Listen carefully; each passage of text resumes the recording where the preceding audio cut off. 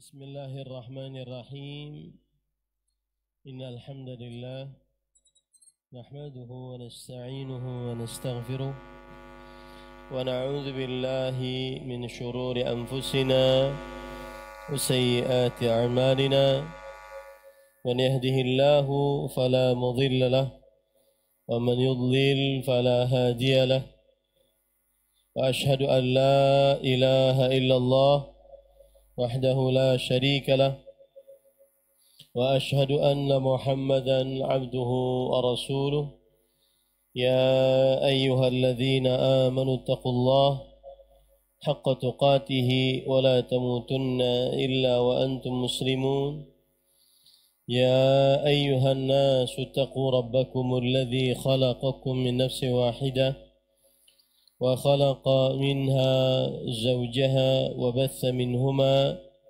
رجالا كثيرا ونساء واتقوا الله الذي تساءلون به والأرحام إن الله كان عليكم رقيبا يا أيها الذين آمنوا اتقوا الله وقولوا قولا سديدا يصلح لكم أعمالكم ويغفر لكم ذنوبكم ومن يطع الله ورسوله فقد فاز فوزا عظيما أما بعد فإن أصدق الحديث كتاب الله وأحسن الهدي هدي محمد صلى الله عليه وعلى آله وسلم وشر الأمور محدثاتها وكل محدثة بدعة وكل بدعة ضلالة وكل ضلالة في النار.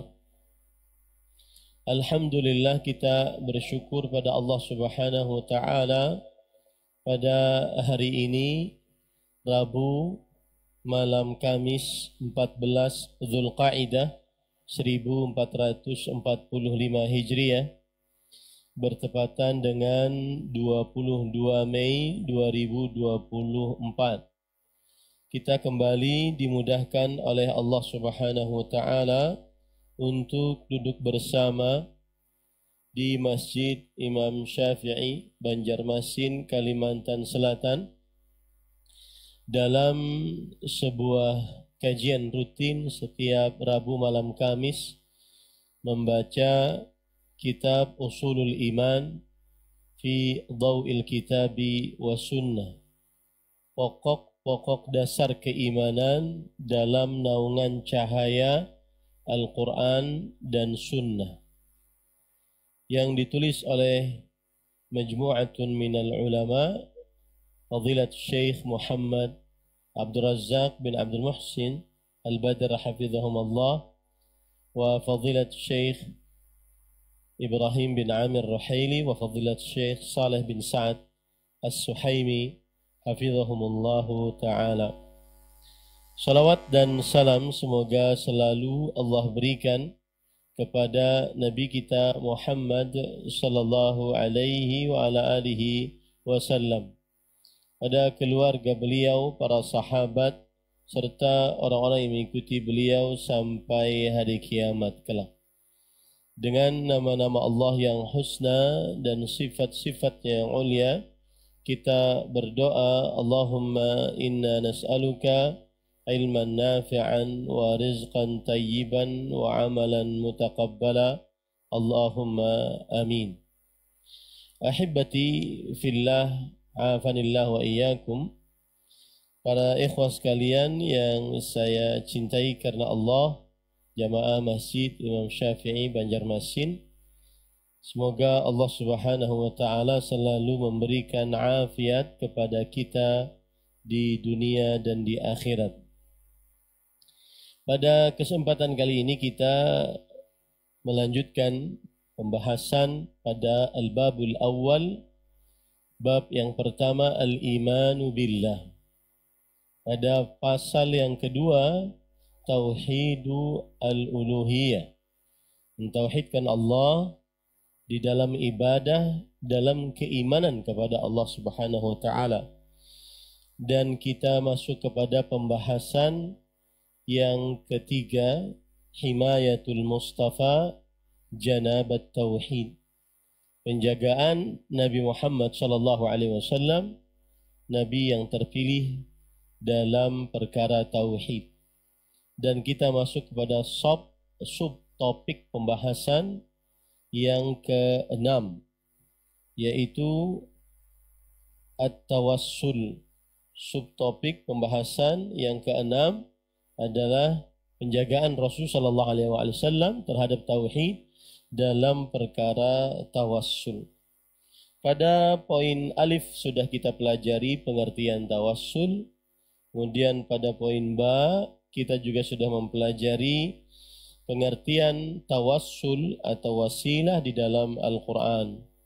Kemudian pada poin jim kita sudah mempelajari pembagian tawassul. Ada yang tawassul al-masyru' yang disyariatkan, dan ada at-tawassul al-mamnu' yang terlarang atau yang dilarang.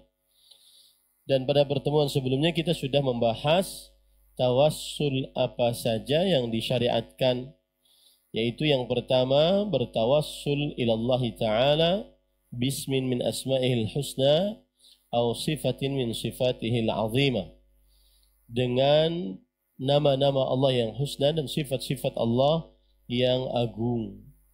Kemudian tawassul yang kedua yang disyariatkan, at-tawassul ilallahi ta'ala bi'amalin salihin qama bihil 'abd. Bertawassul dengan amal saleh yang dilakukan oleh seorang hamba.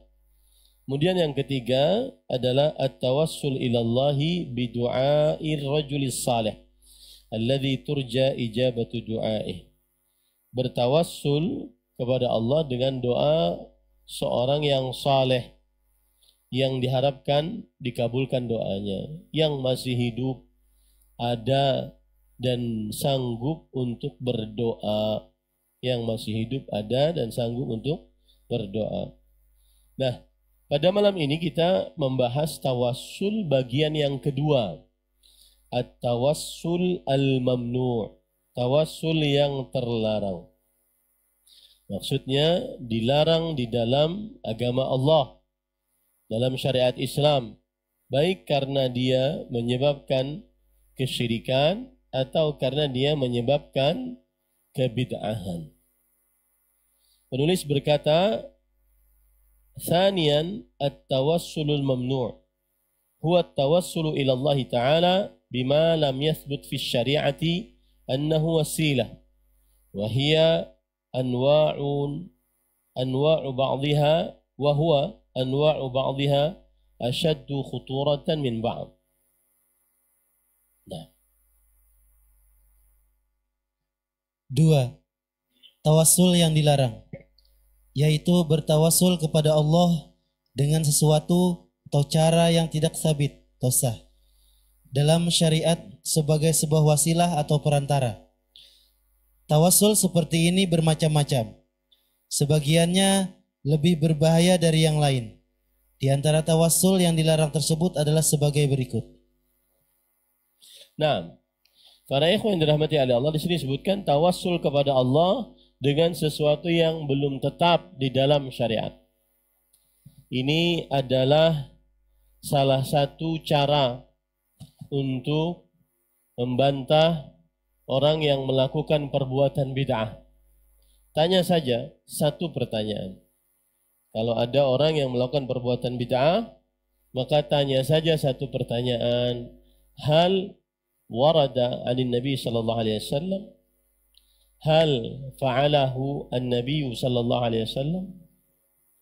Yang artinya, apakah perbuatan bid'ah yang kamu kerjakan sekarang ada riwayatnya dari Nabi Muhammad sallallahu alaihi wasallam, atau perbuatan yang kamu kerjakan sekarang pernah dikerjakan oleh Rasulullah sallallahu alaihi wa ala alihi wasallam?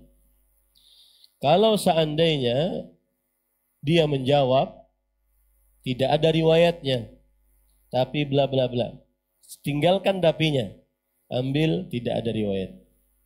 Kalau dia menjawab belum pernah dikerjakan oleh Rasulullah sallallahu alaihi wasallam, tapi bla bla bla, maka ambil. Belum pernah dikerjakan oleh Rasul sallallahu alaihi wasallam. Kalau dia menjawab iya, ada, pernah dikerjakan oleh Rasul sallallahu alaihi wasallam, maka tunjukkan mana dalilnya. Mana ayatnya, mana dalilnya pernah dikerjakan oleh Rasulullah sallallahu alaihi wasallam. Itu adalah cara yang paling mudah membantah, menyanggah orang yang melakukan perbuatan bid'ah. Ya, dan ini disebutkan oleh ulama-ulama, bahkan ulama-ulama yang zaman sekarang masih hidup, di antaranya Fadilat Syekh Profesor Dr. Sulaiman bin Salimillah Ar-Ruhaili. Beliau sering mengatakan, dan juga Fadilat Syekh Muhammad Ramzan hafizahullah taala, Syekh yang pernah saya duduk waktu di kota Dammam. Beliau berkata bahwa pertanyaan yang paling dibenci oleh pelaku bid'ah adalah apakah perbuatan itu pernah dikerjakan oleh Rasul sallallahu alaihi wasallam. Kalau dia jawab iya, maka mana dalilnya? Mana ayatnya? Mana riwayatnya? Kalau dia jawab tidak, berarti dia sudah membantah dirinya sendiri. Adapun nanti perkataan tapi bla bla itu tinggalkan. Kita tidak perlu. Pertanyaannya jelas, sejelas matahari di siang bolong. Sejelas siang. Karena Rasul sallallahu alaihi wasallam bersabda, "Taraktukum 'alal mahajjatil bayda, lailiha kanahariha, la yazighu anha illa halik." Aku tinggalkan kalian di atas syariat yang jelas, malamnya seperti siangnya, saking jelasnya. Tidak ada yang menyimpang darinya kecuali binasa. Dan jangan mudah tertipu dengan retorika, playing victim. Jangan pernah tertipu. Sayangnya sebagian kaum muslimin kadang-kadang kalau sudah playing victim akhirnya main perasaan. Ya, main perasaan. Enggak, kita dalil. Had lana dalilan. Nah, ini kenapa saya bermasalahkan masalah ini, karena tawassul kepada Allah yang belum tetap di dalam syariat. Saya mempermasalahkan kata-kata belum tetap di dalam syariat sebagai jenis tawassul.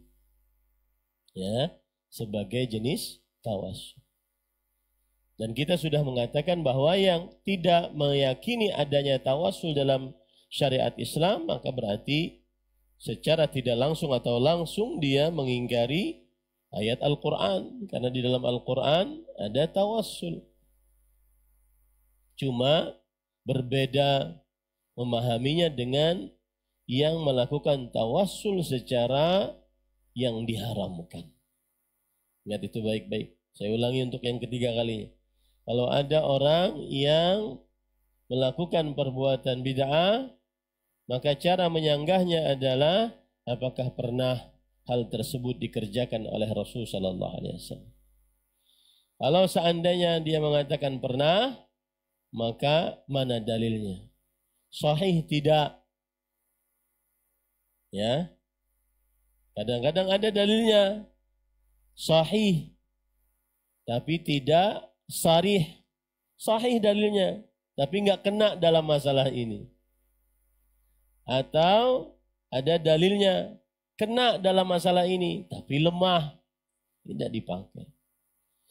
Apalagi kalau seandainya dia menjawab tidak ada dalilnya, maka dia sudah menjawab membantah dirinya sendiri.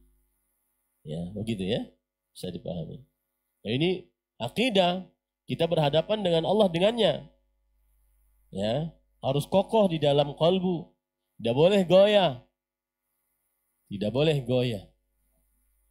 Walau dengan retorika apapun, macam-macam penjelasan apapun, ya kadang-kadang orang kan kalau ada orang gaya-gaya sebuah pemikiran, saya tidak mau menyebutkan pemikirannya, ada sebuah pemikiran nanti tersinggung yang melakukan perbuatan bidah nanti disamakan dengan pemikiran. Ada sebuah pemikiran yang kalau ada orang bawa kambing, dia katakan, ayo siapa yang mau beli anjing? Orang mungkin pertama kali akan membantahnya. Kambing itu bukan anjing. Lama kelamaan dihias-hiasi, akhirnya kambing dianggap sebagai anjing. Ah, begitulah. Kadang-kadang inna minal bayani la sihra. Sesungguhnya dari penjelasan-penjelasan yang indah seperti sihir yang memukau. Padahal tidak ada dalil. Apalagi di zaman sekarang, salah satu syubhatnya yang paling besar adalah ini khilaf. Ya akhi, nahnu ma ta'abbadna bil khilaf. Ta'abbadna bid dalil. Kita tidak beribadah dengan khilaf. Kita beribadah dengan dalil. Ada dalil, kita kerjakan. Tidak ada dalil, kita tidak kerjakan. Kita tidak beribadah dengan khilaf, apalagi khilafnya ghairu mu'tabar. Tidak pantas untuk dijadikan sebagai khilaf yang bisa dipertimbangkan. Ya, sebagian kaum muslimin yang baru-baru ngaji, khilaf lah. Udah gini kedosa kancang-kancang, khilaf juga. Ya, ini dalam tawassul yang disyariatkan nanti ada khilaf. Apakah kita membiarkan kaum muslimin bertawassul dengan tawassul yang diharamkan, bahkan sampai kepada derajat kesyirikan dengan dalih khilaf? Ini tidak benar. Ini syubhat paling terbesar di zaman sekarang. Ya, ini khilaf. Ma ta'abbadna bil khilafat, ta'abbadna bid dalil. Allah Subhanahu wa taala memerintahkan kita beribadah bukan dengan khilaf, tetapi beribadah dengan dalil dari Al-Qur'an dan hadis Rasul sallallahu alaihi wasallam. Dan ini yang saya ucapkan sekarang, perkataan dari Fadilat Syekh Dr. Al-Allamah Imam hadzal asr, baqiyat ulama salaf, Al-Allamah Fadilat Syekh Dr. Saleh bin Fauzan bin Abdullah Al-Fauzan, imamnya zaman ini, ulama yang tersisa dari ulama salaf. Ma ta'abbadna bil khilaf. Kita tidak beribadah kepada Allah dengan khilaf, tapi kita beribadah kepada Allah dengan dalil. Ada dalil, kita kerja. Enggak ada dalil, kita enggak kerja. Nah, ini penting ini. Ya, saya kalau ada kesempatan untuk berbicara masalah manhaj, saya akan diam di situ. Karena sebagian orang sekarang dengan retorika, apalagi tambah dengan tangisan-tangisan, apalagi dengan merasa playing victim, wah udah. Ya. Orang akan terkesan terenyuh. Kasihan ya. Mungkin aja benar, oh sudahlah biarin aja. Ini para ikhwan yang dirahmati oleh Allah Subhanahu wa taala. Nah, awalan at-tawassulu ila Allah taala bidu'ail mauta wal ghaibin wal istighatsati bihim wa su'alihim qada'al hajat wa tafrijal qurbat wa nahwa dhalik. Fahadha min asy-syirkil akbar naqil min al-millah. Nah. 1. Bertawassul kepada Allah Ta'ala dengan berdoa kepada orang-orang yang telah meninggal dunia dan orang yang berada di tempat lain. Memohon bantuan atau beristighosah kepada mereka. Meminta mereka mengabulkan berbagai hajat, menghilangkan kesusahan-kesusahan dan seumpamanya. Perbuatan seperti ini adalah syirik besar yang dapat mengeluarkan pelakunya dari agama Islam. Ini adalah tawassul yang diharamkan yang pertama. Dan tawassul yang diharamkan yang pertama ini adalah kesyirikan besar, mengeluarkan dari agama Islam. Ya. Kenapa?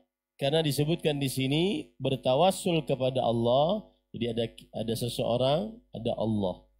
Kemudian dia bertawassul kepada Allah dengan cara bagaimana? Berdoa kepada orang yang sudah mati. Berdoa kepada orang yang gaib, yang tidak ada. Seperti Nabi Idris, Nabi Khadir, Imam Mahdi menurut orang Syiah. Atau beristighatsah, meminta pertolongan dalam keadaan yang sempit kepada orang-orang yang sudah mati tadi, atau meminta hajat, keperluan, atau meminta dilapangkan, dihilangkan kesulitan dan lain-lainnya dari perkara-perkara yang tidak disanggupi oleh Allah Subhanahu wa taala. Dan perbuatan seperti ini sudah dicela oleh Allah Subhanahu wa taala di dalam Al-Qur'an. Dalam surat Az-Zumar ayat 3. Ala lillahi dinul khalis. Ingatlah, hanya milik Allah amal ibadah yang ikhlas. Walladzina ittakhadhu min dunihi awliya, dan orang-orang yang menjadikan selain Allah sebagai penolong, minta dikabulkan hajat, berdoa kepada makhluk yang sudah mati. Mereka mengatakan, ma na'buduhum, kami tidak beribadah kepada orang-orang yang sudah mati ini, illa liyuqarribuna ilallahi zulfa, melainkan supaya mereka mendekatkan kami kepada Allah sedekat-dekatnya. Baik. Itu yang disebutkan oleh Allah dalam Al-Quran. Mana pencelaannya Ustaz? Lihat akhir ayat. Inna Allah yahkum bainahum fima hum fi yakhtalifun. Sesungguhnya Allah menghukumi di antara mereka di dalam apa saja yang mereka berselisih di dalamnya. Inna Allah la yahdi man huwa kadzibun kaffar. Allah tidak memberi petunjuk siapa yang berdusta dan orang-orang kafir. Di dalam ayat ini Allah Subhanahu wa taala menyatakan yang berdoa kepada orang yang sudah mati, meminta hajat, keperluan, meminta diangkat kesulitan, dan permintaan-permintaan lainnya yang tidak disanggupi kecuali oleh Allah Subhanahu wa taala adalah kekufuran. Karena Allah Subhanahu wa taala akhiri ayatnya dengan wa kadzibun kaffar. Allah tidak memberi petunjuk kepada siapa yang berdusta dan orang-orang kufur. Kemudian di dalam ayat yang lain Allah Subhanahu wa taala mencela, mengejam orang-orang musyrik yang beribadah kepada selain Allah Subhanahu wa taala, yang mana mereka menganggap berdoa kepada orang-orang yang sudah mati itu bisa mendekatkan diri mereka kepada Allah Subhanahu wa taala. Dicela oleh Allah Subhanahu wa taala. Dan para ikhwan yang dirahmati oleh Allah, agar kita dekat, sebenarnya dekat dengan berdoa kepada orang yang sudah mati, tapi beramal saleh kepada Allah Subhanahu wa taala. Allah berfirman dalam surat As-Saba ayat 37. Wa ma amwalukum wa la auladukum billati tuqarribukum indana zulfa. Tidaklah anak, harta kalian mendekatkan diri kalian kepada Allah dengan sedekat-dekatnya, illa man aman wa amila salihan, kecuali orang beriman, beramal saleh. Fa ulaika lahum jazaa'u dhi'fi bima 'amilu wa hum fil ghurafati aminun. Mereka adalah mendapatkan ganjaran pahala yang berlipat disebabkan atas amal saleh yang telah mereka kerjakan. Dan berdoa kepada orang yang sudah mati bukan amal saleh. Ya, bukan amal saleh. Ini para ikhwan yang dirahmati oleh Allah Subhanahu wa taala. Dan mereka di dalam kamar-kamar yang indah di dalam surga penuh dengan keamanan. Para ikhwan yang dirahmati oleh Allah Subhanahu wa taala. Nah, inilah dalil yang melarang seseorang bertawassul kepada orang yang sudah mati. Dan maksud dari tawassul di sini adalah yaitu berdoa kepada orang yang sudah mati, meminta hajat keperluan, meminta dihilangkan kesulitan, dilapangkan kegundahan, dan seterusnya. Maka ini adalah tawassul yang terlarang dan dia perbuatan syirik akbar, mengeluarkan dari agama Islam. Kalau ditanya kenapa? Karena berdoa kepada selain Allah. Doa adalah ibadah dan sarfuha li ghairillah syirik. Memalingkan doa kepada selain Allah adalah kesyirikan. Memalingkan doa kepada selain Allah adalah kesyirikan. Allah Subhanahu wa taala berfirman di dalam banyak ayat dalam Al-Quran, jangan berdoa kepada selain Allah Subhanahu wa taala. Coba perhatikan beberapa ayat yang akan saya sebutkan. Di antaranya adalah surat Al-Jin ayat 18. Allah Subhanahu wa taala berfirman, "Wa annal masajida lillah." Dan sesungguhnya masjid-masjid, tempat-tempat untuk beribadah kepada Allah adalah hanya milik Allah.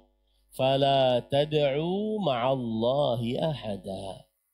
Maka janganlah kalian berdoa ma'allah, bersamaan dengan Allah, berdoa kepada seorang pun. Artinya berdoa kepada Allah tapi juga berdoa kepada selain Allah Subhanahu wa taala. Maka ini adalah haram hukumnya ya di dalam agama Islam. Kemudian ayat yang lain juga Allah Subhanahu wa taala berfirman di dalam Al-Qur'an, "Fala tad'u ma'allahi ahada." Fad'u Allah mukhlishina lahuddin. Berdoalah kepada Allah Subhanahu wa taala dengan ikhlas, murni, hanya untuk Allah doanya. Wa ma du'aul kafirina illa walau karihal kafirun. Wa ma du'aul kafirin illa fi dhalal. Tidaklah doa orang-orang kafir kecuali dalam keadaan sengsara. Fad'u Allah mukhlishina lahuddin. Surat Ghafir ayat 14. Kemudian juga Allah Subhanahu wa taala berfirman di dalam Al-Qur'an. Di antaranya adalah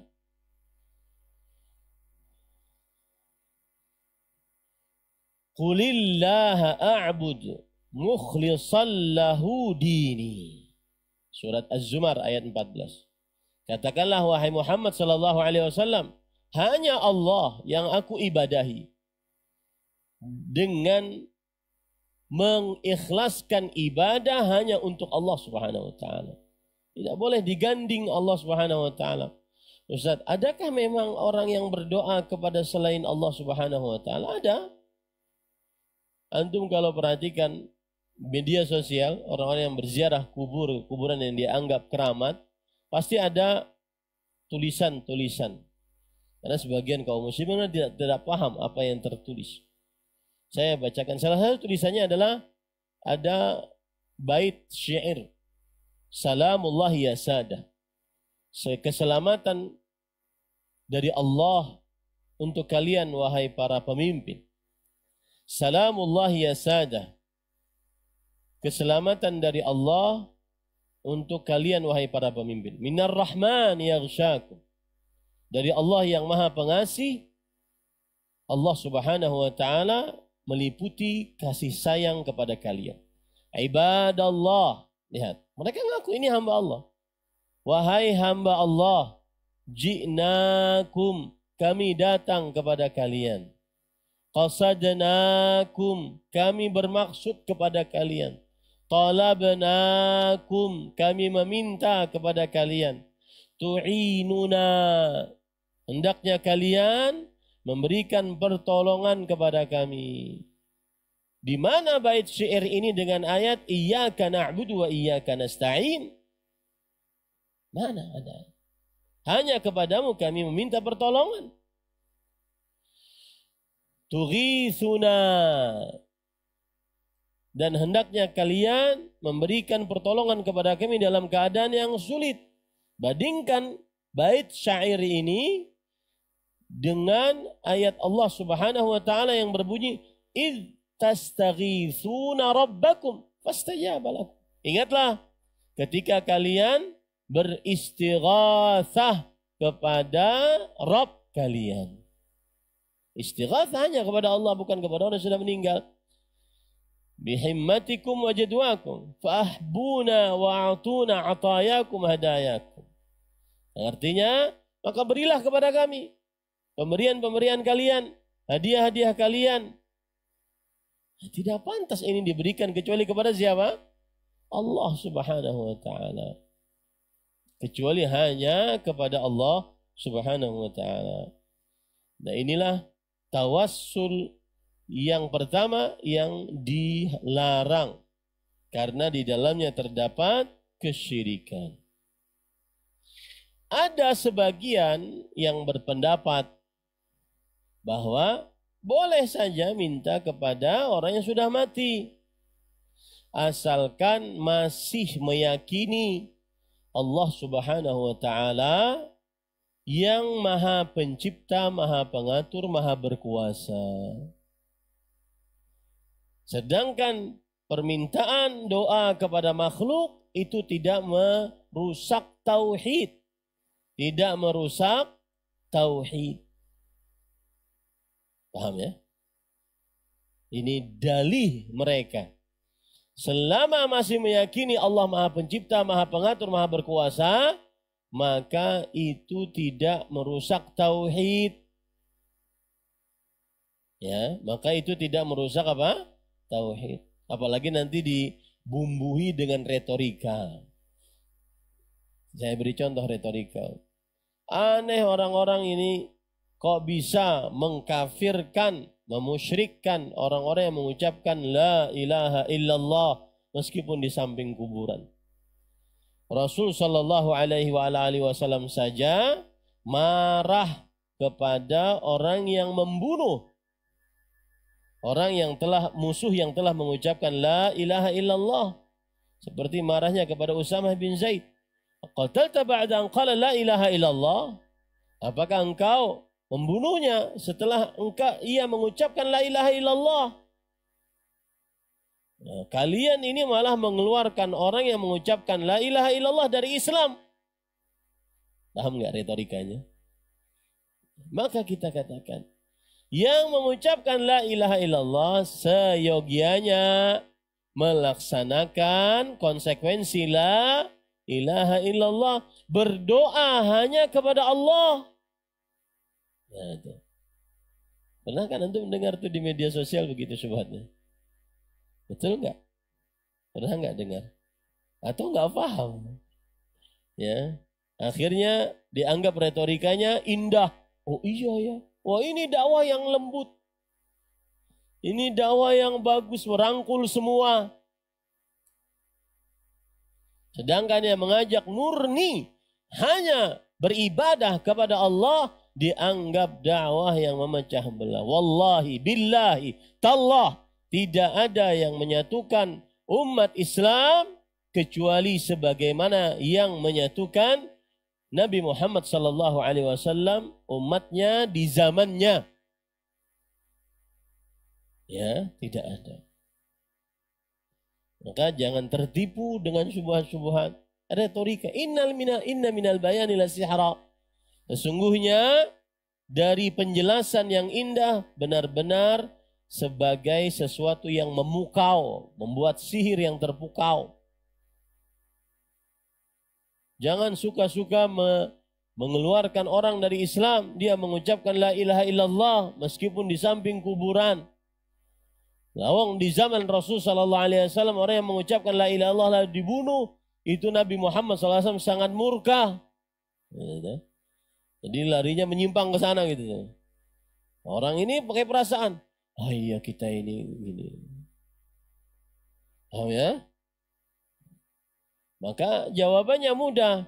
Siapa saja mengucapkan la ilaha illallah dan mengerjakan hak-haknya, nah, itu yang terjaga darahnya, terjaga hartanya, tidak meminta, berdoa kepada selain Allah Subhanahu wa taala. Dan saya heran para ikhwah, apa sih susahnya berdoa langsung kepada Allah? Bagi yang berakal sehat, berhati bersih, apa susahnya berdoa kepada Allah? Lawang itu perintah Allah. Dan tidak ada perbedaan, mau yang ahli maksiat, ahli taat, langsung angkat tangan kepada Allah. Wa qala rabbukum ud'uni. Rabb kalian berfirman, berdoalah kalian kepadaku. Apa susahnya berdoa langsung kepada Allah Subhanahu wa taala? Ya. Nah, ini para ikhwan yang dirahmati oleh Allah Subhanahu wa taala. Thaniyan, at-tawassul ila Allah bi fi'li al-ibadat 'inda al-qubur wal adrihati bi du'a'i Allah 'indaha wal bina'u 'alayha wal bina'i 'alayha wa wad'il qanadili was suturi wa nahwi dhalik. Wa hadha min asy-syirk al-asghar al-munafi li kamal at-tauhid wa huwa dhari'atun mufdiyatun ila asy-syirk al-akbar. Nah. 2. Tawassul dengan cara melakukan berbagai macam ibadah di samping kuburan-kuburan dan makam-makam. Dengan berdoa di sampingnya, meninggikan dan membinanya, meletakkan lampu-lampu dan kelambu di atasnya, dan yang seumpamanya. Perbuatan ini termasuk syirik kecil yang bertentangan menafikan kesempurnaan tauhid. Di samping itu, ia dapat menjadi sarana yang membawa kepada perbuatan syirik besar. Taib, tadi saya lupa yang pertama. Ada lagi yang berpendapat begini. Kalau tadi pendapat yang kedua pendapat yang pertama syubhatnya bagaimana tadi? Tidak mengapa panggil wahai wali fulan, madad madad. Wahai wali fulan, madad madad, enggak apa-apa katanya. Asalkan apa tadi syubhatnya? Masih ingat ya? Asalkan enggak. Asalkan masih meyakini bahwa Allah Subhanahu wa taala Maha Pencipta, Maha Pengatur. Jadi sebenarnya para ikhwah, khilaf ini dengan mereka ini adalah dalam memaknai la ilaha illallah. Itu asal muasal pertama. Ya. Pemahaman salaf memaknai la ilaha illallah adalah tidak ada ilah yang berhak diibadahi. Dia konsennya pada ibadah kecuali Allah. Sedangkan yang tadi membolehkan berdoa kepada orang yang sudah mati, bahkan kalau sudah di sungai, manggil Allah malah tenggelam daripada manggil syekh. Pernah nggak dengar cerita begitu, Pian? Ya. Memanggil Allah malah tenggelam daripada memanggil syekh. Manggil syekh malah selamat. Ya, kata mereka itu tidak mengapa. Karena kenapa? Karena kata mereka makna la ilaha illallah tidak ada pencipta selain Allah. Selama masih meyakini tidak ada pencipta selain Allah, apapun dari penyimpangan tauhid uluhiyah, tauhid ibadah, maka nggak ada urusan. Yang penting masih mengakui Allah Maha Pencipta, pengatur, berkuasa. Paham ya? Nah, ini. Ada syubhat yang lain nih sebelum masuk yang kedua. Syubhat yang lain adalah tidak mengapa berdoa kepada orang yang sudah mati.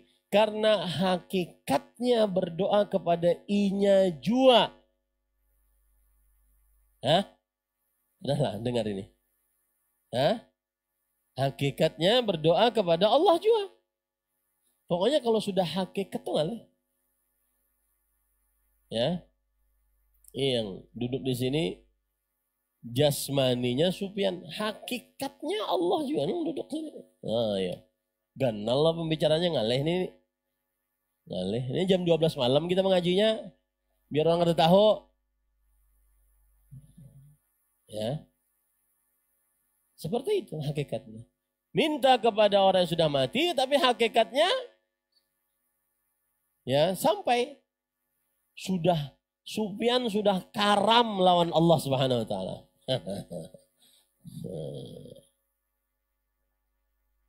Ya ini para ikhwan yang dirahmati oleh Allah Subhanahu wa taala. Itu namanya dalam bahasa akidah majaz akli. Majaz akli, analogika. Pakai kiasan analogika. Kalau sudah pakai majaz akli semua boleh. Ini hendak hajian, kan usah. Biar hajian di rumah aja. Ya, pakai telepati, sudah tawaf situ. Karena hakikatnya sama aja. Makanya ada orang sholat Jumat selalu diabsen. Ya, Ustadz sholat Jumat absen.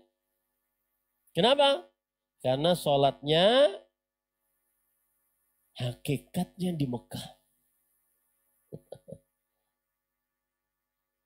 Ini para ikhwan yang dirahmati oleh Allah Subhanahu wa taala. Nah, kalau sudah pakai majaz akli susah. Karena berhadapan dengan hakikatnya. Dan hakikatnya itu macam-macam dihakikatkan. Macam-macam. Ada orang, Ustadz nonton yang haram. Ujar yang punya hakikat. Hakikatnya sidin menonton Nabi Muhammad SAW. Pokoknya terserahnya sudah. Hendak diandak hakikatnya apa aja terserah. Ya, tinggal syariat, tinggal dalil dari Al-Quran, hadis Rasul, tinggal semua itu. Pokoknya hakikatnya sudah. Itu namanya apa tadi? Majaz akli. Nah, silakan.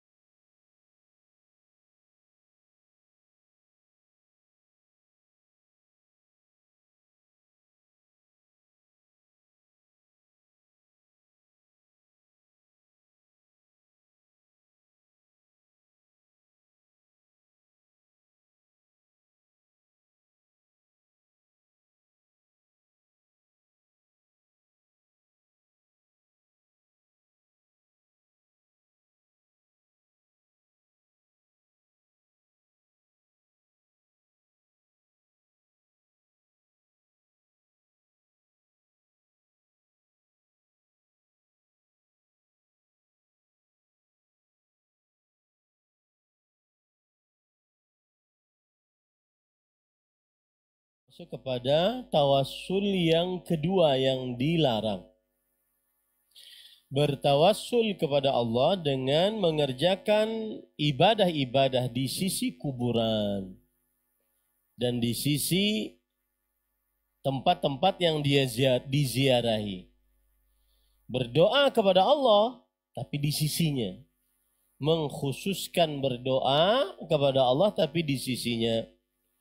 Dan bahkan membangun kuburan di atasnya. Membangun di atas kuburan. Membangun bangunan di atas kuburan. Dan meletakkan lampu-lampu. Begitu juga meletakkan horden-horden, kelambu-kelambu. Dan yang semisalnya. Nah, kemudian dia mengatakan, wahada minasyirkil asghar. Nah ini berat nih. Ini termasuk perbuatan syirik kecil. Padahal kan beribadahnya kepada Allah. Lalu kenapa disebut sebagai syirik kecil? Di sini Syekh tidak menjelaskannya. Wallahu alam. Ini yang saya pahami. Wallahu alam. Kenapa beliau mengatakan ini syirik asghar? Karena pengertian syirik asghar adalah kullu syirkin dzari'atun, kullu syirkin dzari'ah ila asyirkil akbar. Setiap syirik yang menghantarkan kepada syirik kecil, syirik besar. Ini syirik kecil. Beribadah di samping-samping kuburan, meskipun kepada Allah, dikhawatirkan akan beribadah kepada orang yang sudah dikubur tersebut. Dan itu yang sudah terjadi di tengah sebagian kaum muslimin kepada kuburan-kuburan yang diziarahi kemudian ditabarruki dengan jelas dan terang. Ya, kalau ditanya, mengapa dia syirik asghar? Karena pengertian syirik asghar adalah segala macam kesyirikan yang menghantarkan kepada syirik besar. Nah, para ikhwah yang dirahmati oleh Allah Subhanahu wa taala, saya akan bacakan perkataan Imam Ibn Taimiyah rahimahullahu taala tentang mengkhususkan ibadah di sisi-sisi kuburan. Agak panjang perkataannya, tetapi tidak mengapa kita baca, mudah-mudahan menjadi pembelajaran. Wa amma ziyaratul bid'iyah, adapun ziarah yang bid'ah, ziarah kubur maksudnya. Fahiya allati yuqsadu biha an yutlaba minal mayyiti al-hawaij. Maka dia adalah ziarah yang dimaksudkan dengannya seseorang ketika berziarah dia meminta sesuatu dari si mayat, dari hajat-hajat. Au yutlabu minhu du'a, atau dimintai dari kuburan tersebut doa, wasyafa'ah, dan syafaat.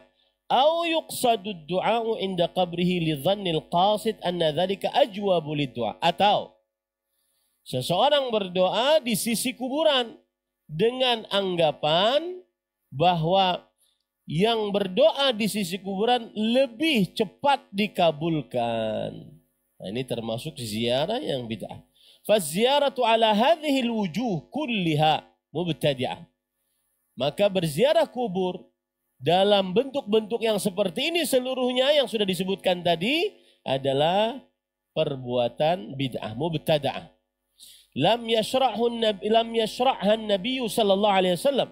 Tidak disyariatkan oleh Rasul sallallahu alaihi wasallam. Ini yang saya katakan tadi. Hal fa'alan Nabi sallallahu alaihi wasallam. Itu pertanyaan paling dibenci oleh pelaku bid'ah. Wala fa'alaha sahabah, dan tidak dikerjakan oleh para sahabat. La inda qadri Nabi sallallahu alaihi wasallam, tidak di sisi kuburan Rasul sallallahu alaihi wasallam, wala inda ghairihi, dan tidak juga di sisi selain kuburan beliau.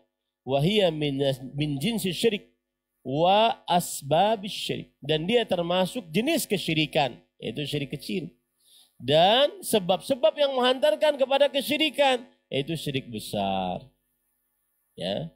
Jadi berziarah, berdoa agar didoakan oleh orang yang masih hidup, yang sudah meninggal. Satu. Atau berziarah kubur, berdoa di sisi kuburan kepada Allah, tapi mengkhususkan di sisi kuburan karena menganggap di sisi kuburan lebih ajwab, lebih cepat dikabulkan, lebih cepat dijawab, ajwab, lebih cepat dikabulkan. Ini semua berkata Imam Taimiyah rahimahullah ta'ala adalah termasuk perbuatan yang bid'ah.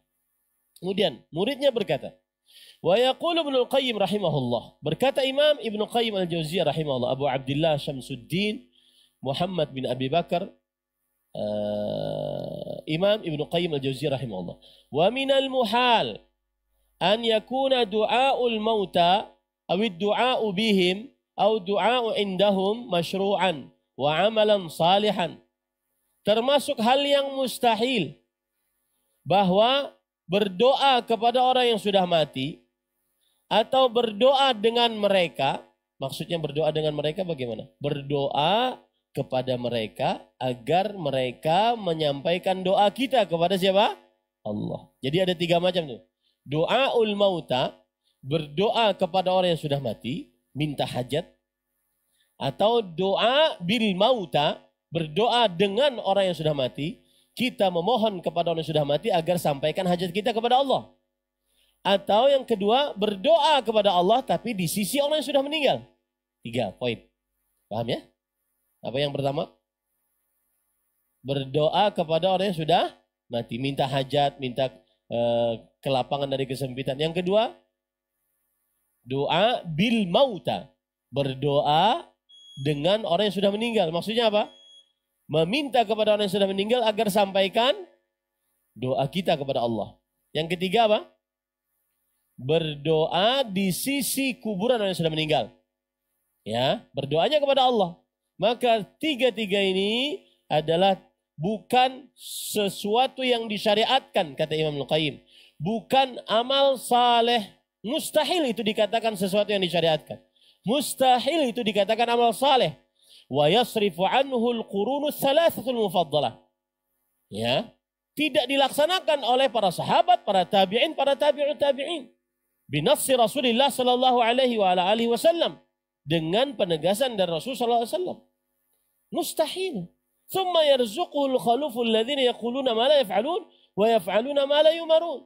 Lalu ternyata itu tata cara ibadah tersebut dikatakan sebagai sesuatu yang disyariatkan oleh orang-orang yang datang setelah mereka. Mustahil. Paham nggak maksudnya? Artinya mustahil amalan seperti tadi dikatakan sebagai sebuah amalan saleh yang disyariatkan. Padahal di zaman Nabi, para sahabat, para tabi'in, para tabi'ut tabi'in tidak dikerjakan.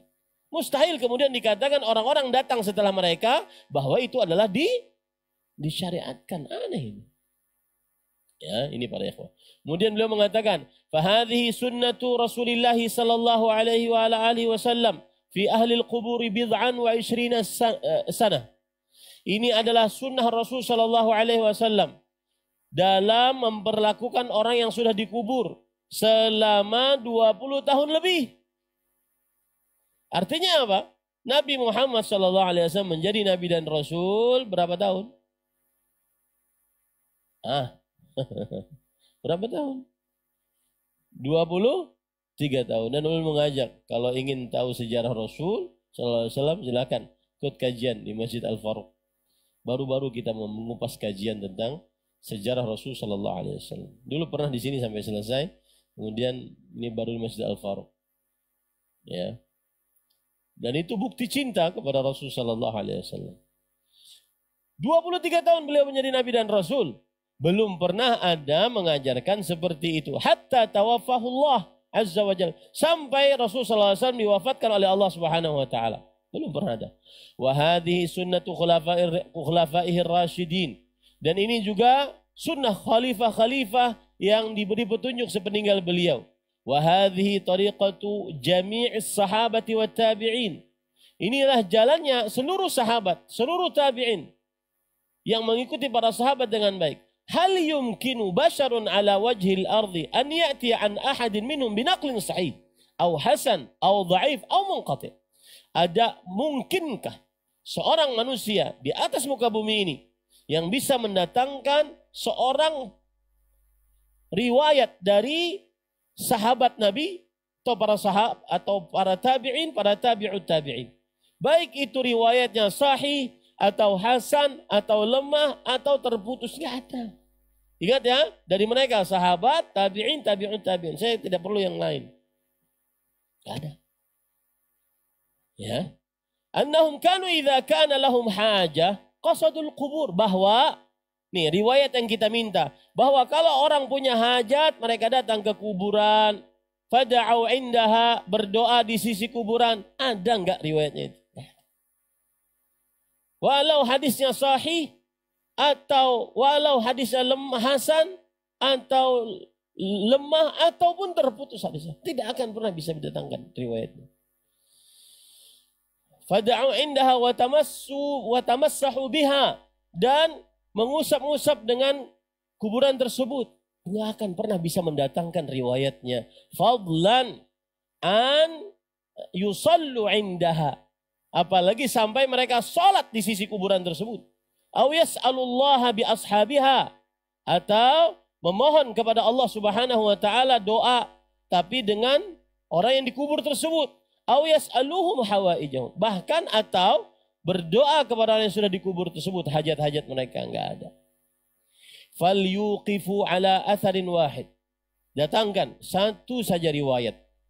Aw harfin wahid, bahkan satu huruf dari riwayat yang menyebutkan itu.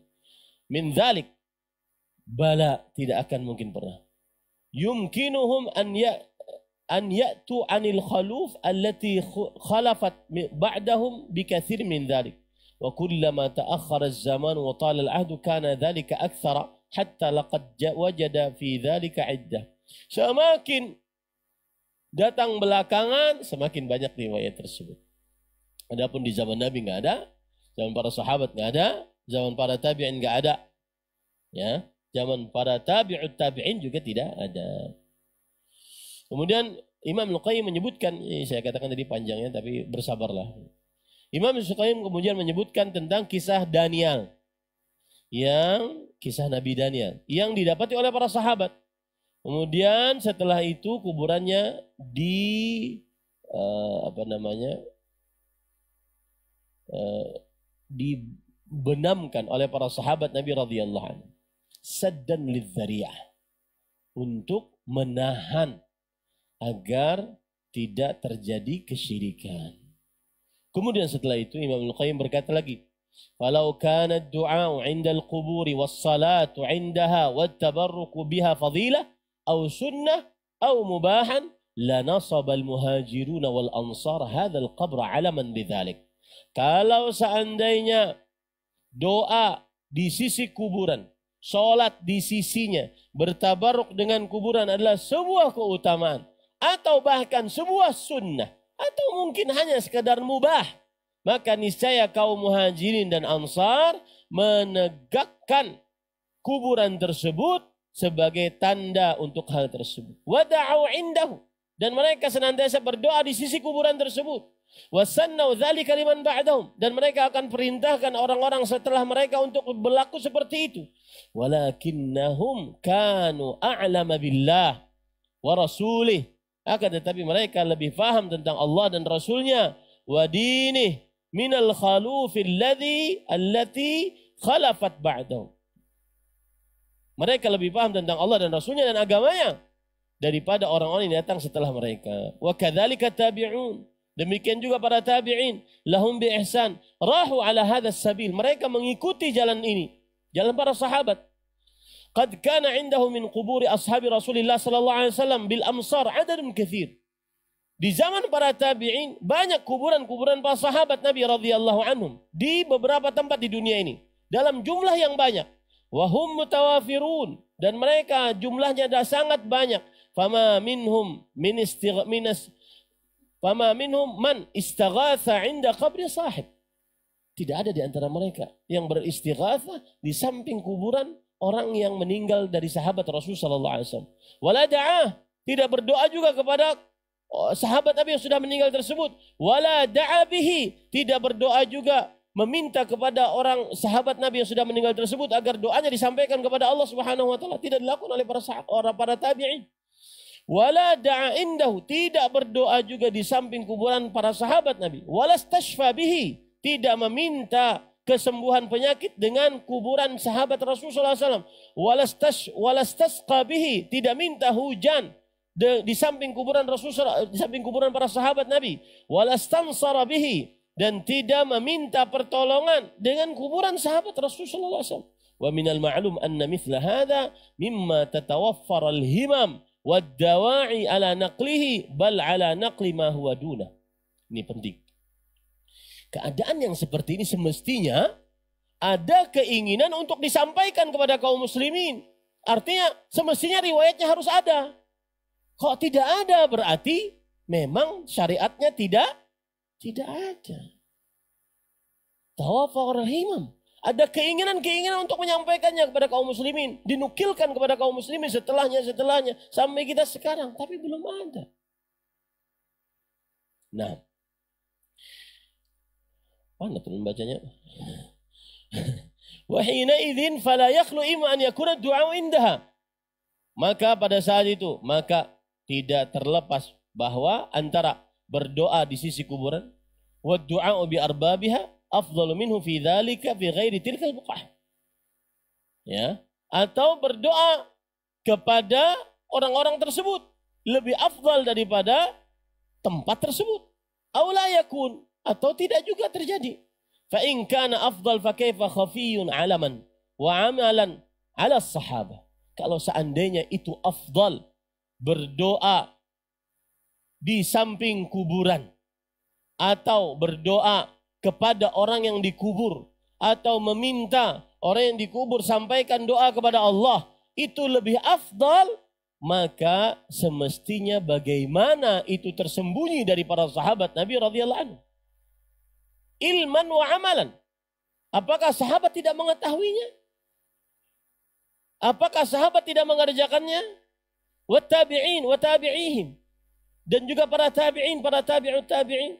Fatakunul qurunul thalathatul fadilah jahilah bihadzal fadl azim.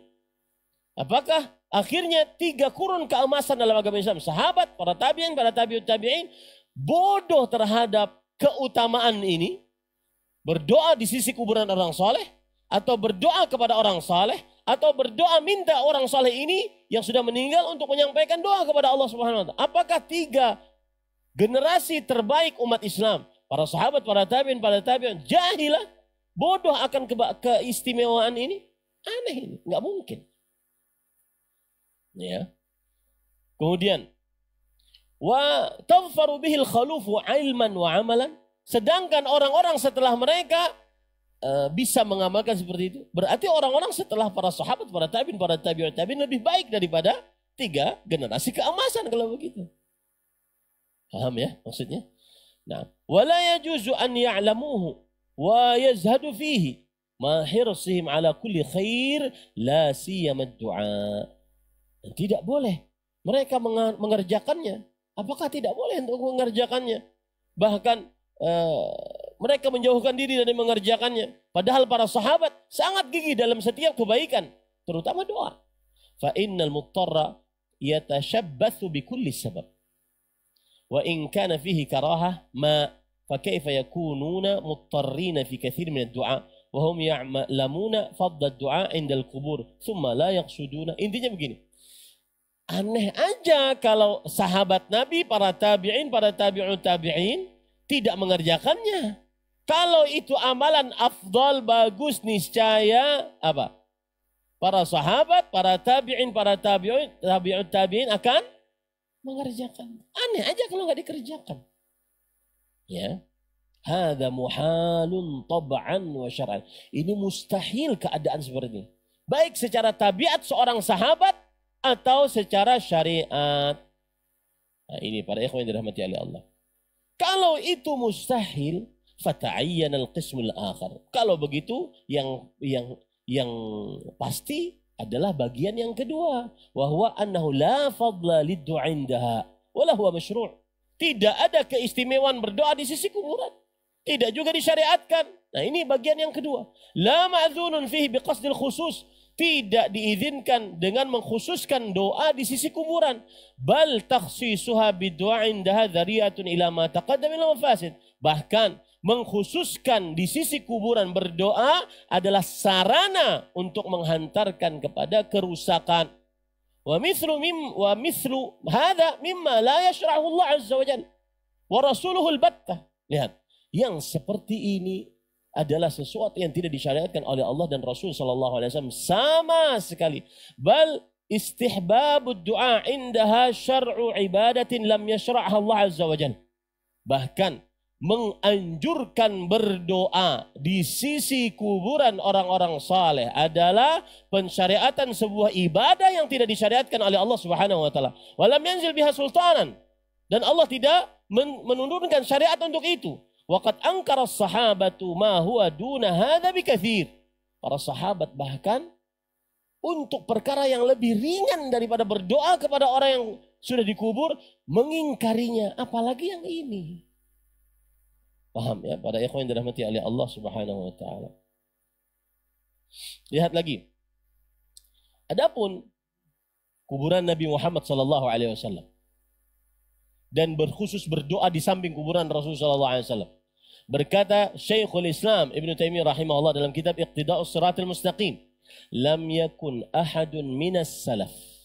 Tidak ada seorang pun dari para salaf saleh ya'ti qabran nabi, mendatangi kuburan seorang nabi, atau ghaira nabi, atau selain nabi, li ajli du'a indah, untuk berdoa di sisinya. Yang kita permasalahkan para salafus saleh, para sahabat, para tabi'in, para tabi'ut tabi'in. Wala kana as-sahabatu yaqsudun du'a inda qabri Nabi sallallahu alaihi wasallam. Tidak pernah para sahabat Nabi radhiyallahu anhum bermaksud berdoa di sisi kuburan Rasul sallallahu alaihi wasallam. Wala inda qabra ghairihi minal anbiya, dan juga tidak di kuburan-kuburan lain selainnya dari para nabi alaihi wassalatu wassalam. Wa inna ma kanu yusallun wa yusallimuna ala nabi sallallahu alaihi wasallam wa ala sahibihi. Tapi yang mereka lakukan adalah bersalawat atas Rasul, mengucapkan salam. Assalamualaikum ya Rasulullah wa rahmatullahi wa barakatuh. Allahumma salli ala Muhammad wa ala ali Muhammad kama sallaita ala Ibrahim wa ala ali Ibrahim innaka Hamidum Majid. Assalamu alayka ya Abu Bakar radhiyallahu anhu wa rahmatullahi wa barakatuh. Assalamu alayka ya Umar radhiyallahu anhu wa rahmatullahi wa barakatuh. واتفق الأئمة على أنه إذا دعا بمسجد النبي صلى الله عليه وسلم لا يستقبل قبره. Lihat. Para imam bersepakat kalau ada orang berdoa di Masjid Nabi Muhammad sallallahu alaihi wasallam, Masjid Nabawi, tidak menghadap ke kuburan beliau, tapi menghadapnya kemana? Ke kiblat. Dan ini ketika kita di Madinah sering terjadi. Ya. Kuburannya di sini, kiblatnya di sana, anggap kiblat sini ya. Kuburan di sini, kiblatnya ke sana. Orang menghadap ke sini sambil doa. Para imam bersepakat bahwa jika seorang berdoa di Masjid Nabi Muhammad SAW tidak menghadap ke kuburan beliau, tetapi menghadap ke mana? Ke kiblat. Coba apa salahnya kita mengajak orang seperti apa salahnya? Kenapa kemudian dituduh memecah belah umat, intoleran, apalagi macam-macam tuduhan. Sudah tidak terhitung tuduhan. Kita cuma ingin mengajak orang untuk beribadah dengan ikhlas kepada Allah Subhanahu wa taala. Kita cuma ingin mengajak orang untuk mentauhidkan Allah Subhanahu wa taala dalam ibadah. La ghair. Tidak ada yang lain. Wallahi tidak ada yang lain. Tidak ada pesanan, tidak ada macam-macam keinginan harta, tahta, wanita, dunia, tidak ada. Hanya ingin mengajak kaum muslimin, wa ma umiru illa liya'budullah mukhlishina lahuddin. Tidaklah mereka diperintahkan kecuali supaya mereka beribadah kepada Allah dengan murni, mengerjakan ibadah tersebut hanya untuk Allah Subhanahu wa taala. Itu saja tujuannya, enggak ada yang lain. Tidak ada agenda apa-apa. Tidak ada agenda apa-apa. Ya. Ini para ikhwan yang dirahmati oleh Allah Subhanahu wa taala. Tidak ada agenda menghinakan orang saleh, menghinakan wali Allah, enggak ada agenda apa-apa. Hanya mengajak tauhid. Hanya mengajak tauhid. U'budullah wa la tusyriku bihi syai'an. Beribadahlah kalian kepada Allah. Jangan kalian mensyirikkan Allah dengan sesuatu apapun. Meskipun kita dihina, dicaci maki, maka itulah dakwah kita. Karena itulah dakwahnya para nabi sampai beliau meninggal. Tidak ada harta yang paling berharga dari seorang muslim kecuali mentauhidkan Allah Subhanahu wa taala. Mati di atas tauhid. Man mata wa qala la ilaha illallah dakhala al-jannah. Siapa yang meninggal dan mengucapkan la ilaha illallah, maka dia masuk ke dalam surganya Allah Subhanahu wa taala. Mengucapkan la ilaha illallah dengan mengerjakan konsekuensinya. Tidak ada yang lain. Tidak ada agenda lain kecuali untuk mengajak orang bertauhid, mengikhlaskan ibadah hanya kepada Allah. Meskipun terasa asing di tengah masyarakat. Bada al-Islamu ghariban wa sayaudu ghariban kama bada. Islam datang dalam keadaan asing. Asing dalam tauhid. Dianggap aneh. Orang yang mengajak kepada tauhid dianggap aneh. Orang yang mengajak kepada ibadah kepada Allah Subhanahu wa taala dianggap aneh. Beribadah hanya kepada Allah Subhanahu wa taala. Berdoa, istighatha, minta tolong, minta perlindungan, minta pertolongan dalam keadaan yang sempit. Hanya kepada Allah Subhanahu wa taala. Itu saja tujuan kami, tidak ada yang lain.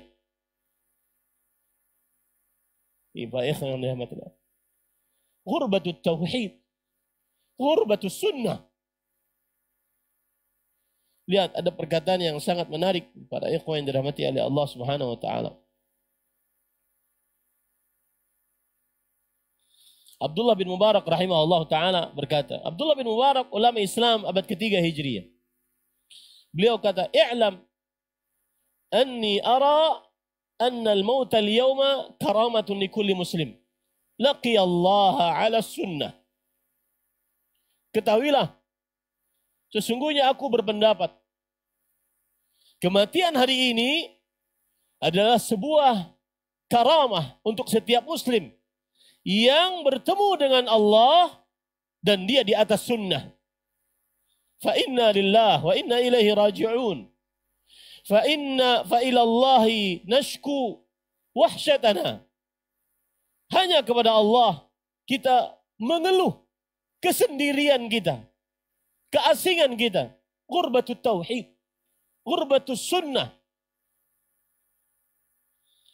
Wa dhahabil ikhwan, hilangnya para kawan-kawan. Tidak sanggup untuk di atas keterasingan ini, enggak sanggup. Wa qillatul awan, sedikit kawan-kawan yang menolong. Wa zuhurul bid'ah, dan nampaknya perbuatan bid'ah. Wa ilallahi nashku 'azima ma halla bi hadhihi al-ummah. Hanya kepada Allah kita mengeluh besarnya apa yang telah terjadi pada umat ini. Min dhahabil ulama wa ahli sunnah wa zuhurul bid'ah. Dari hilangnya para ulama. Wallahi para ikhwah, jaga ustaz-ustaz antum. Jangan biarkan mereka sedih, jangan biarkan mereka sakit. Mereka penerang-penerang umat yang mengajak kepada tauhid, mengajak kepada sunnah, mengajarkan kepada tauhid dengan sedetil-detilnya. Melarang umat dari kesyirikan dengan sedetil-detilnya. Tidak peduli. La yadurruhum man khadhalahum wala man khalafahum hatta ya'ti amrullah wa hum kadzalik. Tidak peduli ada orang yang mencela mereka, mencaci mereka, tidak peduli sampai datang hari kiamat. Dhahabil ulama wa ahli sunnah, hilangnya para ulama, hilangnya ahli sunnah, meninggalnya para ulama. Wa zuhurul bid'ah, saat itu nampak perbuatan bid'ah.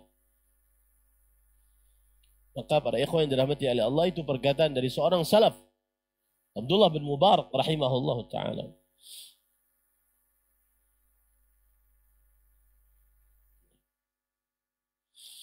Kemudian para ikhwan yang dirahmati oleh Allah Subhanahu wa taala,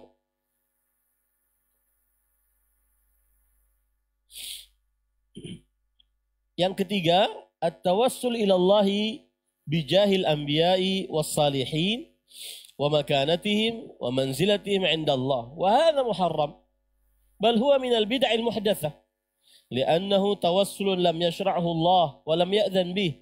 Qala ta'ala: Allahu adzina lakum. ولأن جاه الصالحين ومكانتهم ولأن جاء الصالحين ومكانتهم عند الله إنما تنفعهم هم، كما قال الله تعالى: وأن ليس للإنسان إلا ما سعى.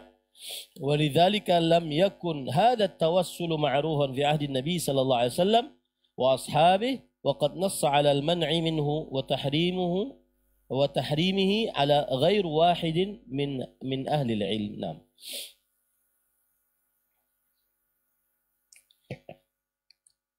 Ketiga, tawassul mencari perantara kepada Allah dengan jalan menyebut kemuliaan, tojah, dan kedudukan para nabi serta orang-orang saleh di sisi Allah. Tawassul ini hukumnya adalah haram, bahkan ia merupakan bid'ah yang diada-adakan. Sebab tawassul jenis ini adalah tawassul yang tidak disyariatkan dan tidak pula diizinkan oleh Allah Ta'ala. Dia berfirman yang artinya, apakah Allah telah memberikan izin kepadamu tentang ini? Quran Surah Yunus ayat 59. Sebab lain dilarangnya tawassul ini ialah karena kemuliaan atau jah dan kedudukan orang-orang saleh itu di sisi Allah hanya bermanfaat bagi mereka saja. Sebagaimana Allah berfirman yang artinya, dan bahwasanya seorang manusia tiada memperoleh selain apa yang telah diusahakannya. Quran Surah An-Najm ayat 39. Oleh karena itu, tawassul seperti ini tidak pernah dikenal pada zaman Nabi SAW dan para sahabatnya. Banyak ulama yang telah menyatakan bahwa tawassul seperti ini adalah dilarang. Imam Abu Hanifah rahimahullahu ta'ala menegaskan, tidak baik atau makruh seorang yang berdoa mengatakan, saya memohon kepada engkau dengan perantaraan hak atau kehormatan si fulan, atau dengan perantaraan hak atau kedudukan para wali dan rasul engkau, atau dengan hak kehormatan al-baitil haram, Ka'bah, dan al-Mash'aril haram. Taib. Ini tawassul yang ketiga, dan ini tidak sampai kepada derajat kesyirikan, tapi bisa dikatakan dia adalah perbuatan yang belum disyariatkan karena belum pernah dikerjakan oleh Nabi Muhammad SAW, para sahabat, para tabi'in, yaitu bertawassul dengan hak atau dengan jah atau dengan kedudukan. Seperti orang misalnya begini berdoa, ya Allah, dengan kedudukan nabimu maka sembuhkanlah penyakitku. Nah, ini namanya hak atau jah atau kedudukan. Maka ini belum disyariatkan dalam agama Islam. Di sini Syekh menyebutkan dua sebab. Kenapa? Karena yang pertama tidak disyariatkan oleh Allah. Yang kedua, kedudukan dari orang-orang soleh untuk mereka manfaatnya, bukan untuk orang lain. Itu dua sebab. Adapun dari perkataan para ulama rahimahumullahu ta'ala, di antaranya Syekhul Islam Ibnu Taimiyah rahimahullah atau Al-Iz bin Ibnu Abil Iz rahimahullah, bahwa beliau mengatakan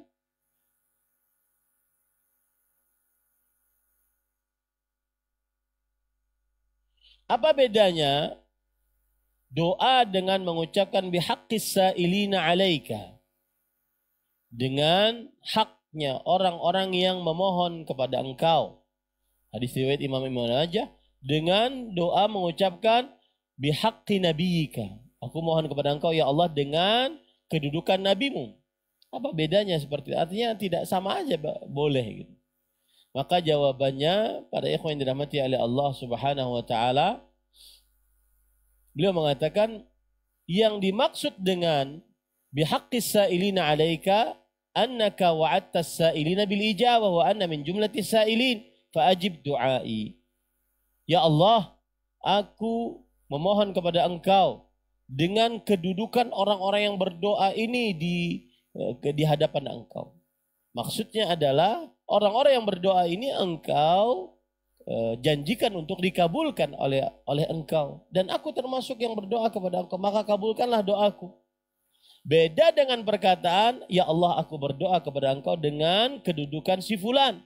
Fa inna fulanan wa in kana lahu haqq 'ala Allah biwa'dihi sada fala munasabata baina dzalika wa baina ijabati du'ai hadzal sa'il. Beda dengan orang berdoa, ya Allah aku berdoa kepada Engkau dengan kedudukan si fulan. Mungkin si fulan ini benar mempunyai kedudukan sisi Allah Subhanahu wa taala, tapi tidak ada hubungannya dengan doa si fulan ini. Doa kita nggak ada hubungannya. Artinya apa? Kedudukan si fulan tinggi di sisi Allah itu untuk siapa? Untuk fulan itu sendiri, tidak ada untuk urusan dengan orang yang berdoa. Kemudian Imam Ibnu Qayyim Al-Jauziyah rahimahullahu taala haka, beliau mengisahkan perbuatannya seperti ini bid'atun ijma'an, adalah perbuatan bid'ah secara ijma'. Beliau nukilkan dari para ulama rahimahumullah ta'ala. Artinya kalau ada orang berdoa, Allah dengan kedudukan orang saleh ini, maka kabulkanlah doa kami. Maka ini belum ada dalilnya secara ijma' sebagaimana dikatakan oleh Imam Ibnu Qayyim Al-Jauziyah rahimahullah ta'ala.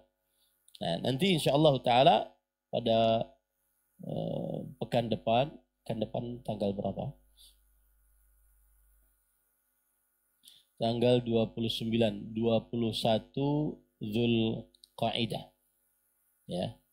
Ini karena Masjid Imam Syafi'i minta saya untuk ngisi kajian tentang 10 hari pertama bulan Dzulhijjah atau semangat berkurban. Nah, sudah berapa sapi sini? 17. Masya Allah, sudah semangat berarti.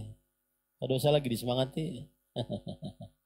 Ulun sayang karena terputus kajiannya itu tersayang ya. Jadi makanya tidak ulun iakan kalau kajian terputus. Ya. Mungkin dengan ustadz-ustadz yang lain. Ya. Ustadz Khairullah gitu. 1, 2. Ya. 2 pertemuan insya Allah ini selesai tentang pembahasan yang ketiga ya. Nah, baru kita berbicara tentang kesyirikan dan kekufuran. Jadi mungkin 2 pertemuan nanti masih akan ada ya. Jadi kalau kita ingin membicarakan tentang 10 hari pertama bulan Dzulhijjah, keagungan 10 hari pertama bulan Dzulhijjah, itu bisa kita bicarakan nanti di waktu 10 hari pertamanya insyaallah taala. Karena saya tidak ingin terputus kajian ini. Nah kalau terputus nanti hilang lagi. Apalagi memutus di tengah-tengah pembicaraan tentang bab tersebut, tawassul. Ya. Kita selesaikan 1 pertemuan minimal tentang tawassul, syubhat-syubhat yang berkaitan dengan tawassul. Habis itu baru nanti kita membicarakan 10 hari pertama bulan Dzulhijjah. Kemudian kembali lagi yaitu pembicaraan tentang ghulu. Ya, berlebih-lebihan memuji orang-orang saleh. Nah, ini yang bisa disampaikan. Wallahu a'lam. Ada yang langsung ingin bertanya? Silahkan.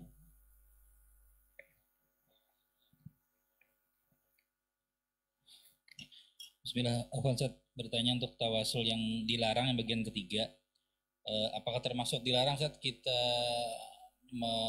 berdoa dengan menggunakan waktu-waktu yang mulia lah, mungkin di saat sahur atau mungkin di waktu hujan, artinya kita menyatakan di waktu ini saya berdoa kepada, apakah itu juga termasuk dilarang Ustaz? Tidak terlarang, malah itu yang dianjurkan. Cuma penyebutannya di dalam doa bisa saja tidak mengapa. Misalkan, ya Allah ini sepertiga malam terakhir, Engkau turun ke langit dunia dan Engkau berfirman, siapa yang berdoa aku kabulkan, maka aku sekarang memohon kepada Engkau, kabulkanlah. Bahkan ada pernah kawan ulun berdoa saat musim hujan kan termasuk daripada rahmat Allah Subhanahu wa taala dan termasuk madhinnatu istijabati doa. Ya, jadi pas hujan dia sama istrinya berdua gitu. Kemudian pas hujan dia berhenti sebentar, naik motor berhenti, berdoa dia sendirian doa. Habis itu selesai berdoa, sudah. Habis itu dia bilang ke istrinya, saya ingin poligami. Langsung istrinya mau. Berarti kan dikabulkan oleh Allah SWT. Coba antum melakukan seperti itu.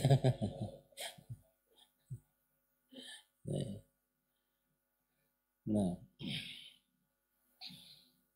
saya sering melihat di sosial anjuran jika kita disakiti seseorang, kita disarankan untuk membacakan orang tersebut dengan salah satu nama Al-Asma'ul Husna. Ya Allah ya Jabbar. Sekian puluh kali setiap hari setelah sholat. Agar Allah membalas sakit hati kita kepada orang tersebut. Apakah boleh mengamalkan seperti itu? Bagaimana hukumnya? Saya tidak tahu kalau ada dalil yang menyebutkan kalau kita sakit hati, maka kita mengucapkan zikir ya Allah ya Jabbar sebanyak 260 kali. Dan ketika kita berdoa dengan menyebutkan Asma'ul Husna, kita meminta, jangan cuma menyebutkan saja gitu Asma'ul Husna tersebut. Ya, misalkan ya Jabbar, ya Jabbar, ya Jabbar.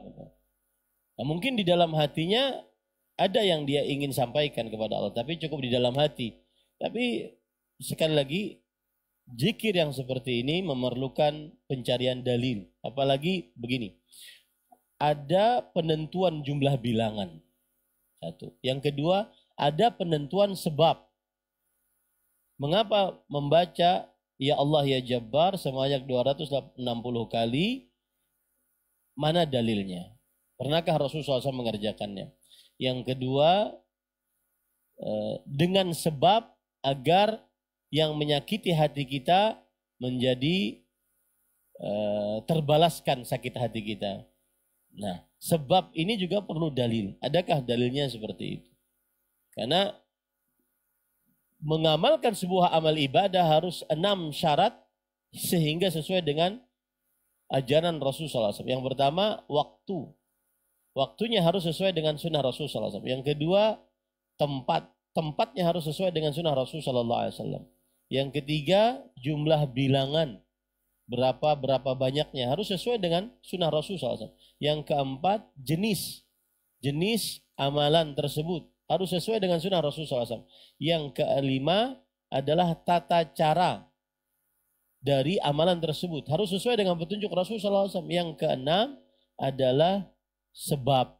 Sebab harus sesuai dengan petunjuk Rasulullah SAW. Kenapa menyembelih? Apa sebabnya? Kenapa begini? Apa sebabnya? Ya. 6 ini jika terjadi pengkhususan pada 6 ini, maka harus memerlukan dalil secara khusus. Jika tidak ada dalil, maka tidak bisa dikhususkan. Seperti misalkan istighfar. Istighfar ada dalilnya. Ya, secara umum ada dalilnya. Tapi ketika terjadi pengkhususan, waktu malam Jumat Kliwon, tempat di dalam kamar, kemudian jumlah bilangan 999 kali, kemudian jenis tadi sudah istighfar, kemudian sebab ingin poligami, kemudian tata cara berzikir di atas kain putih dan pakai 1 lilin lampu mati. Hadis riwayat Ahmad Zainuddin. Ya, harus itu pengkhususan tersebut harus ada riwayatnya yang sahih. Jika tidak ada maka tidak bisa dikerjakan. Dan saya tidak tahu kalau seandainya kita sedang sakit hati kemudian baca yang seperti ini, ada dalilnya saya tidak tahu. Bagaimana dengan bertawasul yang pernah saya dengar sebelum mengikuti kajian ini untuk mengirimkan doa kepada orang yang sudah meninggal dunia seperti membaca surah Al-Fatihah 4 untuk orang yang meninggal dunia? Maka jawabannya adalah para ikhwah, yang paling baik, nih saya berikan amalan yang paling baik. Yang paling baik amalan dari orang yang masih hidup untuk orang yang sudah meninggal. Ya, orang yang masih hidup memberikan faidah, pahala kepada orang yang sudah meninggal, amalan yang paling terbaik adalah apa? Mendoakan. Rabbana ighfir lana wa li ikhwanina alladhina sabaquna bil iman wa la taj'al fi qulubina ghillan lil ladzina amanu rabbana innaka ra'ufur rahim. Mendoakan. Adapun membaca Al-Qur'an, khilaf di antara para ulama. Membaca Al-Qur'an, khilaf di antara para ulama. Imam Asy-Syafi'i rahimahullah mengatakan tidak sampai. Kenapa? Karena setiap orang akan mendapatkan sesuai dengan usahanya masing-masing. Adapun bacaan orang yang masih hidup diberikan kepada orang yang sudah meninggal, menurut Imam Syafi'i tidak sampai. Dan ini pendapat yang lebih kuat. Sedangkan Imam Ahmad atau Mazhab Hambali mengatakan sampai. Kenapa? Karena itu semua adalah usaha dia. Ya. Wallahu alam, pendapat yang lebih kuat tidak sampai. Karena Rasulullah SAW banyak yang meninggal sebelum beliau. Dan beliau tidak pernah menghadiahkan bacaan-bacaan surat Al-Fatihah dan juga surat-surat selanjutnya kepada orang yang sudah meninggal. Istrinya, anaknya 3, kemudian anak perempuannya 3 yang meninggal sebelum beliau, anak laki-lakinya 3, istrinya 3 yang meninggal sebelum beliau. Kemudian apa lagi? Sahabat beliau yang salah satu yang terdekat, Utsman bin Maz'un, yang pertama kali dikubur di kuburan Baqi' meninggal sebelum beliau. Banyak yang meninggal sebelum beliau. Ya. Tidak pernah Rasulullah SAW mengirimkan bacaan-bacaan Al-Quran. Nah, ada faedah menarik di sini, mungkin menjadi pelipur lara ya. Kita ini hidup di dunia tidak lepas dari kesulitan, kesedihan, keresahan, kegelisahan, kegundahan. Maka salah satu kiat yang paling utama agar kita bersabar saat menghadapi musibah, kesulitan, kesempitan, penyakit, atau apa saja, maka lihatlah musibah yang didapati oleh Sayyidu waladi Adam, pemimpin anak manusia, Khalilullah, kekasih Allah. Ghufira lahu ma taqaddama min dhanbih wa ma ta'akhkhar. Orang yang diampuni dosanya telah yang akan datang. Nabi kita Muhammad sallallahu alaihi wasallam. Niscaya ia akan mendapatkan musibah tersebut ringan. Musibah tersebut tidak seberapa dengan yang didapati oleh Rasulullah sallallahu alaihi wa ala alihi wasallam. Contoh misalkan, ini yang kita bahas di Masjid Al-Faruq baru-baru. Contoh misalkan Nabi Muhammad sallallahu alaihi wasallam. Beliau sebelum dilahirkan sudah menjadi yatim. Dan setelah dilahirkan sebelum 7 tahun sudah menjadi piatu, yatim piatu. Ditinggal bapaknya, kemudian ditinggal ibunya. Jadi kalau seandainya ada orang yang ditinggal wafat oleh bapaknya, ditinggal wafat oleh ibunya, maka bandingkanlah dengan kesedihan yang didapati oleh Rasulullah sallallahu alaihi wasallam. Makanya beliau ketika mengatakan ana wa kafirul yatimah kahataini fil jannah. Aku dan orang yang mengurus anak yatim seperti ini dalam surga. Itu beliau merasakan sendiri bagaimana yatimnya. Bahkan kita baru sampai kepada penyusuan Nabi Muhammad sallallahu alaihi wasallam. Beliau disusukan oleh yang pertama kali beliau itu dilahirkan di rumahnya Asy-Syifa binti Amr. Ibunya Abdurrahman bin Auf. Kemudian yang mengurus bidannya waktu itu namanya adalah Ummu Aiman. Barakah, namanya Barakah. Kemudian disusui, perempuan yang menyusui pertama kali adalah Suwaibah. Suwaibah, Maulad Abi Jahal. Kenapa?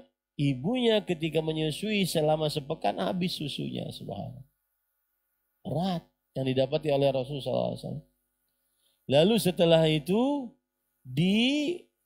disusukan kepada Halimah. Halimah As-Sa'diyah.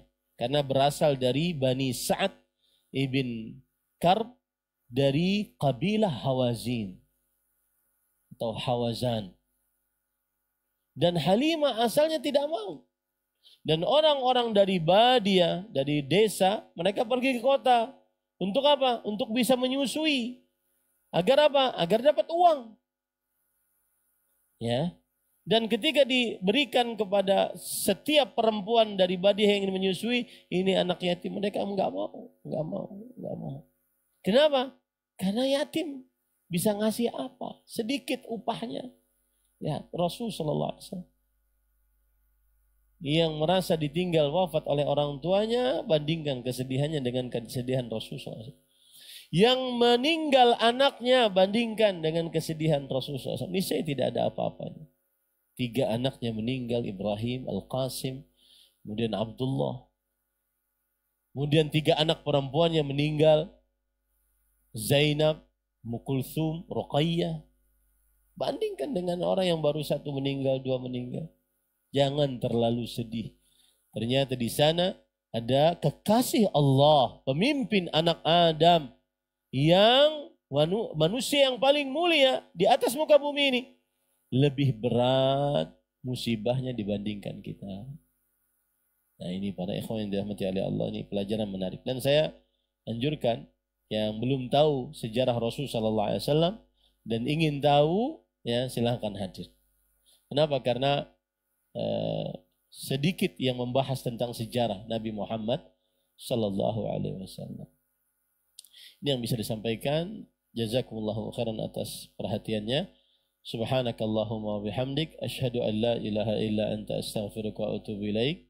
Sallallahu nabiyana Muhammad walhamdulillahi rabbil alamin. Wassalamualaikum warahmatullahi wabarakatuh.